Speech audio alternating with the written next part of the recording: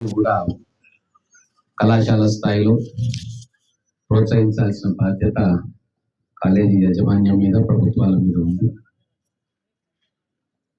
మన పాలిటెక్నిక్ కళాశాలలో మంచి ఇన్ఫ్రాస్ట్రక్చర్ ఉంది. ఇక్కడ విశాలమైన ఓపెన్ స్పేసెస్ ఉన్నాయి, గ్రౌండ్స్ ఉన్నాయి. కాబట్టి ఖచ్చితంగా మనకు విద్యార్థుల్లో ఉన్న క్రీడా నైపుణ్యాన్ని వెలికి తీయాలి. ఇక్కడ ఇంకా స్పోర్ట్స్ ఫెసిలిటీస్ ఇంకా ఇంప్రూవ్ చేసుకోవాలి.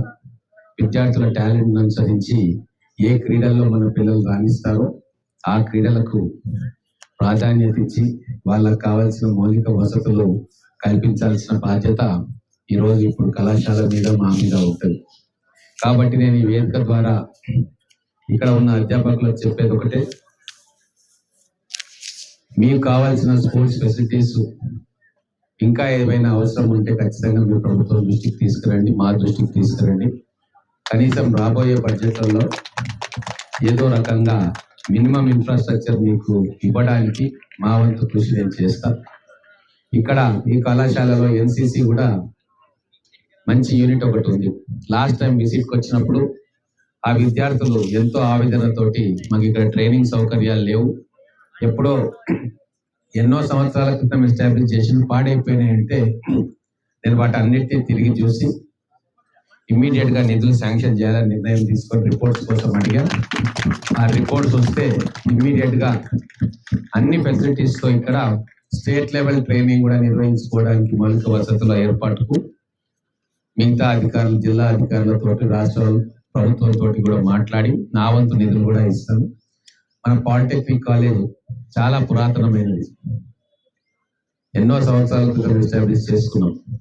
దీన్ని స్టాండర్డ్ మెయింటైన్ చేస్తూ వచ్చే విద్యార్థులకు అద్భుతమైన టెక్నికల్ విద్యను అందించాలి.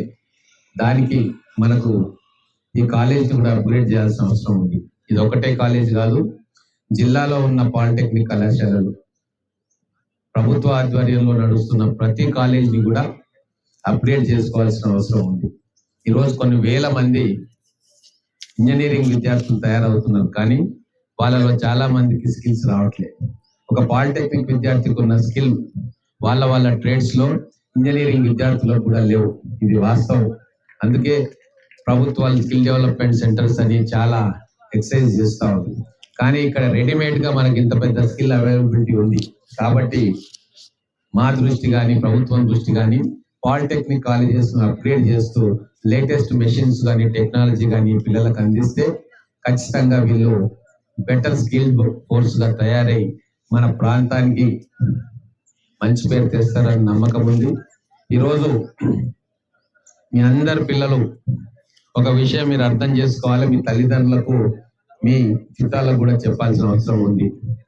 మన ముఖ్యమంత్రి గారు, మన ఇండస్ట్రీస్ మినిస్టర్ గారు దావోస్కి వెళ్ళారు. మీకు తెలుసా? ఎంతమందికి తెలుసు? ఎంతమందికి తెలుసు? మన ముఖ్యమంత్రి గారు, మన ఇండస్ట్రీ మినిస్టరు స్విట్జర్లాండ్ లో దావోస్ కి వరల్డ్ ఎకనామిక్ ఫోరం అటెండ్ చేయడానికి వెళ్ళారు. మీకు తెలుసా? మీకు తెలుసా ఏం జరిగింది దావోస్ లో?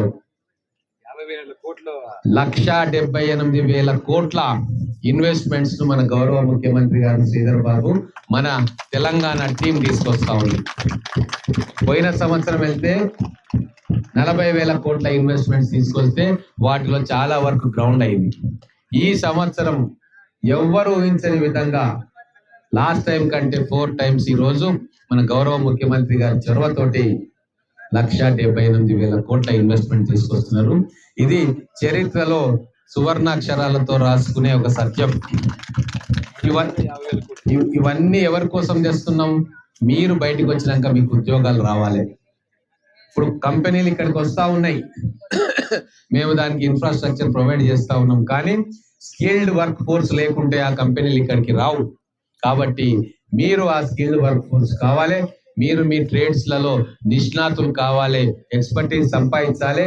రేపు రాబోయే కంపెనీలలో మీరే ప్రధానమైన ఉద్యోగులు కావాలన్న కోరిక మాకుంది. కాబట్టి ఇంత పెద్ద ఎత్తున మీకోసం మేము దేశాలు తిరిగి కంపెనీలను తీసుకొస్తా ఉన్నాం.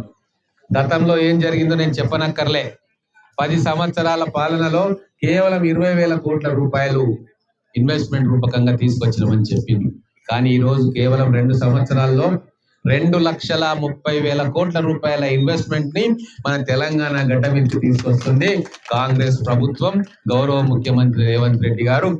మీరు ఖచ్చితంగా దీని గురించి మీరు తెలుసుకోవాలి, అందరికీ చెప్పాలి. మీకోసం కష్టపడుతున్న నాయకులు మన ముఖ్యమంత్రి గారు, మొత్తం టీం అంతా, ముఖ్యమంత్రి గారు, కేబినెట్, ఎమ్మెల్యేలు మొత్తం కూడా విద్యా వ్యవస్థను మెరుగుపరచడానికి, మన పిల్లలకు అత్యద్భుతమైన విద్య నేర్పియడానికి కొన్ని వేల కోట్ల రూపాయలు ఖర్చు పెట్టడానికి సిద్ధంగా ఉన్నాం. నేను ఇక్కడ ఉన్న ప్రిన్సిపల్స్ ని ఒకటే కోరుతా ఉన్నా, మీరు వినూత్నంగా ఆలోచించండి, మీరు ఇన్నోవేటివ్ వేగా ఆలోచన చేయండి. మీకు నిధులు ఇచ్చే బాధ్యత మేము తీసుకుంటాం. ఖచ్చితంగా ఒక రోడ్డు వేయకుంటే ఇబ్బంది ఏం లేదు, ఇంకో సంవత్సరం వేస్తాం. కానీ పిల్లలు ఒక విద్యా సంవత్సరం నష్టపోతే వాళ్ళ జీవితాన్ని కోల్పోయిన వాళ్ళు అవుతారు. కాబట్టి we are very particular about creating infrastructure in our great institutions. I request the lecturers and administrators to think in a positive way and come forward with innovative thinking.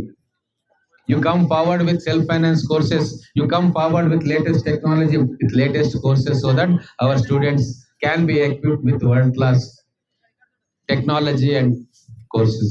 I also request our principals to make our students versatile in artificial technology, machine learning, Internet of Things, whatever may be the trade. Even if they are studying civil engineering also, they are required to have all the skills required for a better job opportunity. So you try to think innovative in an innovative way. We are there to support you. We are there to fund you. We are there to back you up. This is because world is changing and our students have to be equipped with the best methodology in teaching. We are with the students. You also try to change with the times. And I request all the principals here to introduce innovative courses, even if it is not a part of the curriculum. You introduce them as a part of extracurricular activities so that our children can learn something, and when they go out from these institutions, they will have confidence within them and they can face any interview or they can get better jobs in the best of the companies which we are trying to bring to Telangana. So children, this government is for you. This government is for your better future. This government 24/7 is working for you. This you have to keep in mind, and the society has to change. We are changing now. You are the people, you are the torch bearers to change the society. We are thinking in a positive way. We want to equip our children. We want to make you competitive in the global arena. So try to support us. Ask your parents, ask your brothers, ask your friends.